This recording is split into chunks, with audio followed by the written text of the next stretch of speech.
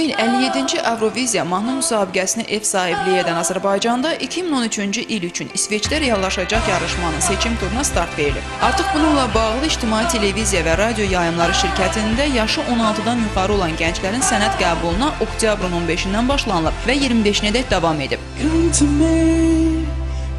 me tonight, I gotta need you anyway. Avroviziya 2013 mahnı müsabiqəsində Azərbaycan təmsilçisinin seçilməsi üçün keçirilən milli seçimlərdə iştirak etmək istəyən 170 iştirakçı arasında ilk dəfə olaraq Gəncədən də qrup var və bu şəhərin ilk rock qrupudur. Kötü göndərəndən sonra İctimai Televiziya Eurovision 2013-cü ilin seçim turuna qatıldıq və noyabr 1-də biz bir canlı ifa elədik İctimai kanalında və ondan sonra biz seçildik. Təxminən 170 nəfərdən indi 70-ə yaxın seçildi. Biz də onların içərisində İctimai Televiziyada canlı çıxışa görə biz elə bir mahnı seçdik ki, hansında biz öz məsələn, texnika, musiqi tərəfdən və musiqi duyumuzu göstərə bilərik. Bu mahnı Radiohead qrupunun klip mahnısı idi və Əzizim Fellini adlı filmin soundtrackı idi. Orxan Cəfərov deyir ki, Nyoskin 2007-ci ildə 3 tələbə gənc tərəfindən Gəncədə yaradılıb.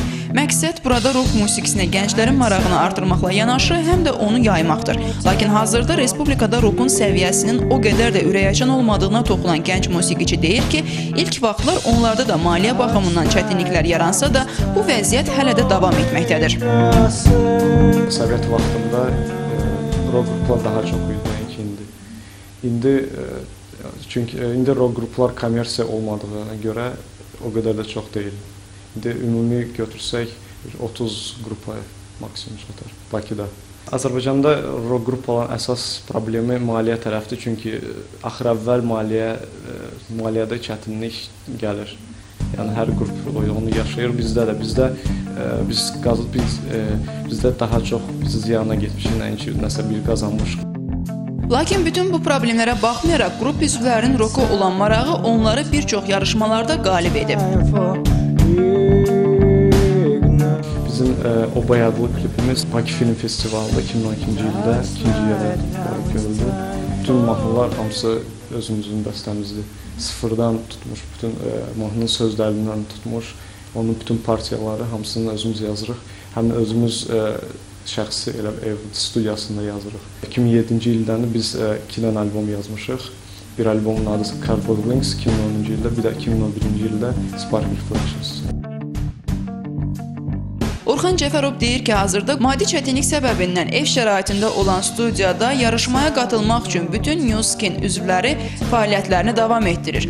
Bununla yanaşı onlar bütün gənclərdən də dəstək gözləyirlər ki, bu seçimlərdə qalib gələ bilsinlər.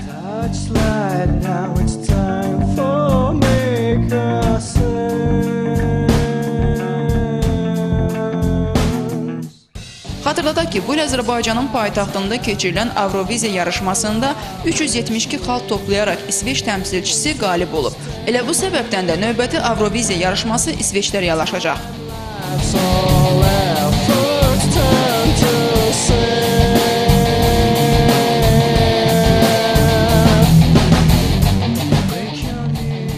Gəncə üçün hazırladı Aynura Sultan.